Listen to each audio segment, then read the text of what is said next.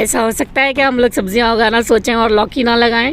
सबसे पहले हम लोग सोचते हैं कि लौकी की बेल हम लोग है ना अपने किचन गार्डन में लगाएं ज़रूर से ज़रूर, और बड़े अच्छे से हम लोग ग्रो भी कर लेते हैं। पर मेन समस्या तब आती है जब हम लोगों को लगातार अपनी लौकी की बेल से लौकियाँ नहीं मिलती और फल सूखने लगते हैं या फिर अच्छी तरह से नहीं बढ़ते। तो इन्हीं सब चीज़ों के बारे में आज हम लोग इस वीडियो में बात करने वाले हैं कि अपनी लौकी की बेल जो हमने बहुत मेहनत से ग्रो कर ली है अच्छी सी, उससे लगातार हम लोग लौकी किस तरह से प्राप्त करें। बहुत बहुत नमस्कार आप सभी लोगों को, स्वागत करती हूँ आपका अपने channel Sarita's rooftop kitchen garden में। और आज के वीडियो की शुरुआत हम लोग करें लौकी के ऊपर, उससे पहले मैं आप लोगों से एक रिक्वेस्ट करना चाहूँगी, अगर मेरे वीडियोज़ पसंद आते हो तो प्लीज़ मेरे चैनल को सब्सक्राइब करें, बेल आइकन भी प्रेस करें, जिससे नई वीडियोस की जानकारी मिलती रहे आपको। मैं वादा करती हूँ आपसे कि जो भी मैं अच्छे से सब्ज़ी उगाती हूँ उसके बारे में बहुत ईमानदारी से इन्फॉर्मेशन आप लोगों को देती हूँ और आपको ज़रूर उससे फ़ायदा होगा। तो शुरुआत हम लोग करते हैं अपने ये एक लौकी के अच्छे से फल से। ये दूसरा मेरा फल है। 3 दिन पहले शायद मैंने वीडियो डाला था और उसमें पहला वाला मैंने अपना फ्रूट तोड़ा था लौकी का, और अब ये दूसरी लौकी जो है बहुत ही खूबसूरत सी मेरे है ना इसमें किचन गार्डन में लगी हुई है। तो सबसे पहले तो हम लोग लगातार लौकी लेने के लिए बात करें अगर, तो ये बात करूँ कि कितनी संख्या में बेल आप लगाएं अपने छत पे। देखो 4, 5, 6 लोगों की फैमिली के लिए ज़रूरी है कि 2-3 बेल आप लोग लगाएं, क्योंकि है ना कई बार है ना फल लगातार फिर एक बेल अगर आपने लगाई है उससे नहीं मिलते या कोई रोग आ जाता है तो ये देखो ये तैयार हो जाएगा। ये आज शाम को मैं तोड़ने वाली हूँ बड़ा वाला, उसके बाद ये तैयार हो जाएगा 2-3 दिन में। तो ऐसे अगर आपको लगातार मिलती रहे तो मज़ा आ जाता है फिर। तो इसके लिए ज़रूरी है कि आप कम से कम 3 बेलों को तो अपने यहाँ जगह दें, और नहीं तो 4-5 भी लगा सकते हैं आप, ऐसी कोई बात नहीं है। जैसे 2 लंबी लौकी की लगा ली, 2 आपने गोल लौकी वाली लगा ली, गोल भी बड़ी टेस्टी लौकी बनती है, तो इस तरह से भी आप बेल लगा सकते हैं। तो इतनी तो संख्या आप रखें अपने है ना किचन गार्डन में लौकी की बेल की, अगर लगातार हम लोगों को पानी है तो। दूसरा है ना नॉर्मल है ना हम लोगों ने लौकी लगा के बड़ी अच्छी सी बेल कर ली, बिल्कुल संभाल लिया उसको, कोई भी है ना कीड़ा नहीं है उसमें। उसके बाद भी है ना अक्सर लोगों की शिकायत रहती है कि हमारे है ना पत्ते पीले पड़ रहे हैं या फल हमारा काला छोटा सा ही हो जाता है। तो क्या करें उसके लिए, इतनी अच्छी बेल हमारी ग्रो हो रही है उसके बाद भी समझ नहीं आ रहा कि क्या प्रॉब्लम हो सकती है। तो लौकी की बेल में सबसे बड़ी प्रॉब्लम होती है पॉलिनेशन के लिए।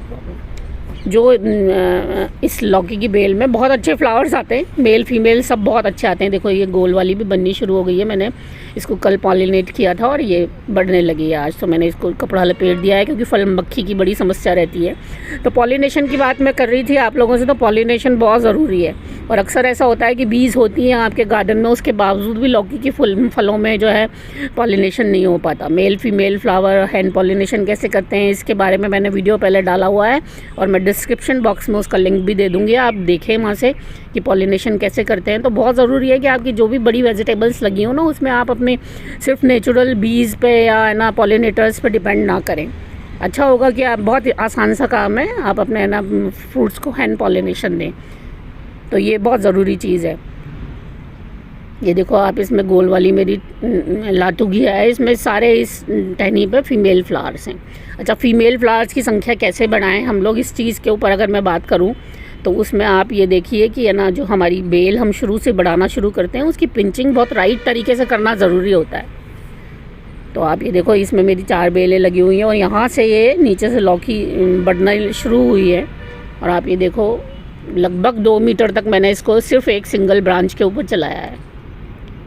उसके बाद मैंने इसमें ना ये 2 ब्रांच यहाँ से इसकी मेन ब्रांच को कट किया, पिंच किया थोड़ा सा, तो ये 2 ब्रांच चलने लगे हैं। ये तो मेन वाली जो ब्रांच होती है उसमें सिर्फ मेल फ्लावर्स आते हैं, उसके बाद हम लोग उसकी पिंचिंग करते हैं और उसकी साइड ब्रांचेस आने लगती हैं जब 1-8 मीटर के बाद, तो उनमें फ़ीमेल फ्लावर्स आते हैं। तो ये इस तरह से अगर हम लोग पिंचिंग करेंगे तो फिर है ना हमारे फीमेल और फीमेल फ्लावर्स का बैलेंस बना रहेगा। तो ये भी बहुत ज़रूरी है कि लगातार घी आए हैं आपके, लौकी आए हैं आपके, तो उसके लिए आप इसकी पिंचिंग बिल्कुल राइट तरीके से करें, जिससे है ना आपके पास मेल फ्लावर्स हो तो फीमेल भी हो और फीमेल हो तो मेल भी हो, तो है ना इस तरह से। और फिर उसके बाद हैंड पॉलिनेशन ज़रूर दें आप। अगर बहुत अच्छे से आपके यहाँ बीज या पॉलिनेटर्स आते हैं तो कोई बात नहीं, हो जाता है तो, नहीं तो अदरवाइज़ आप हैंड पॉलिनेशन की प्रक्रिया ज़रूर करें अपने प्लांट्स में। उससे क्या है, वो जो छोटा सा फल आपका हमेशा काला होकर गिर जाता है वो नहीं होगा। अगर पॉलिनेशन नहीं हो रहा है तभी आपका फल है ना गिरता है, अदरवाइज़ वो बढ़ने लग जाएगा। ये देखो मैंने कल कद्दू की है ना ये एक फीमेल फ्लावर को पॉलिनेट किया है, अभी तो फूल भी नहीं झड़ा इसका, पर है ना फल मक्खी की वजह से ना मैं कपड़ा मुझे पता है ये बढ़ने वाला है तो कपड़ा लपेट देती हूँ मैं, पता चल जाता है आपको, सूखने नहीं लगता फ्लावर तो इस तरह से ना हैंड पॉलिनेशन भी दें आप। अच्छा, ये क्लोथ्स में क्यों बांधती हूँ, इसलिए कि जब भी आपका हैंड पॉलिनेशन के बाद या नेचुरल पॉलिनेशन के बाद फ्रूट बढ़ने लग जाता है तो उसके बाद है ना एक बड़ी कॉमन सी समस्या होती है कि आपकी किचन गार्डन में ग्रीनरी है तो फल मक्खी ज़रूर से आती ही है। बहुत कम लोगों के मैंने ऐसा देखा है कि नहीं आती।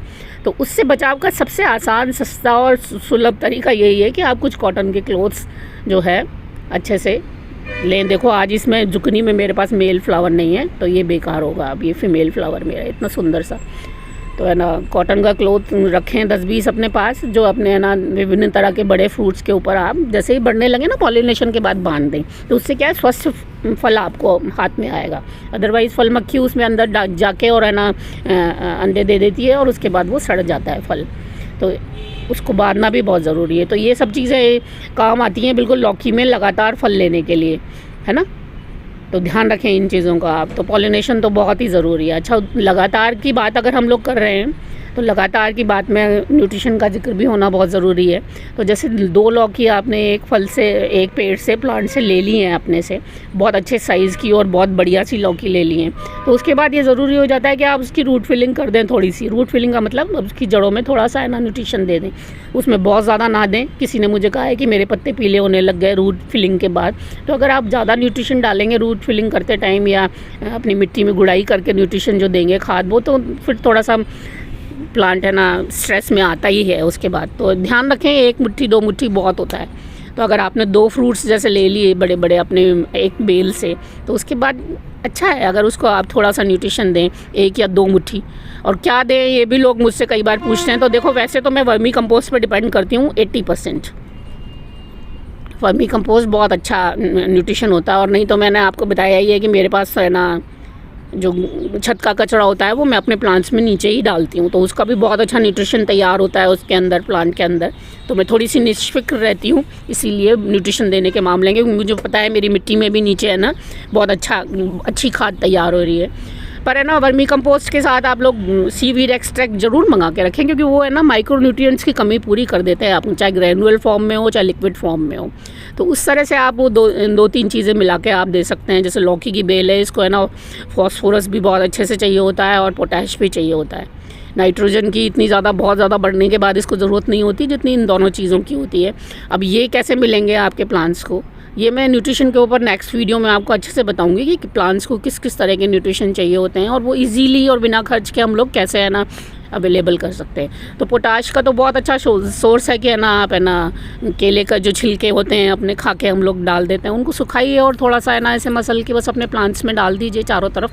तो पोटाश की कमी एक पूरी होती रहती है। या फिर राख का प्रयोग करें आप, wood ash, pure wood ash है वो आप हफ्ते 10 दिन में 1 आध चम्मच डाल दिया करें अपने प्लांट के आसपास, तो उससे भी पोटाश की कमी काफ़ी हद तक पूरी होती है।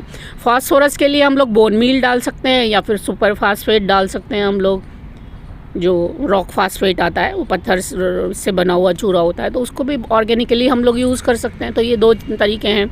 और भी है ना सरसों की खली वगैरह भी गला के हम लोग टाइम टू टाइम उस तरह से दे सकते हैं। तो न्यूट्रिशन जो है इतना महंगा नहीं पड़ता प्लांट्स में, तो फल लेने के बाद न्यूट्रिशन देना भी बहुत ज़रूरी होता है। तो ये सब तरीके अपना के 3-4 छोटे-छोटे हम लोग अपनी लौकी को है ना लगातार फ्रूट्स के लिए है ना तैयार रख सकते हैं और उससे लगातार फ्रूट्स प्राप्त कर सकते हैं। उम्मीद करती हूँ आप लोगों को वीडियो पसंद आएगा और आप भी इसका फ़ायदा उठाएंगे। नमस्कार।